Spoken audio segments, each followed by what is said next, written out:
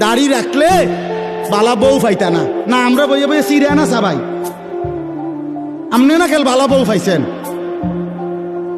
আমরা হুজুররা বসে বসে আপনি কি বনে না খাই হুদা?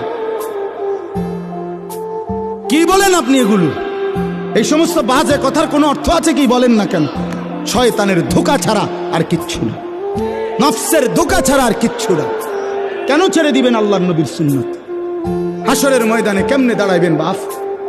নবীজি সাল্লাল্লাহু আলাইহি সাল্লাম জিজ্ঞেস করবে, উম্মত 23টা বছরে আমি তোর কাছে ইসলাম বুঝাবার জন্য পিঠটা ঝাঁঝরা করে ফেলেছি তায়েফের পাথরের আঘাতে।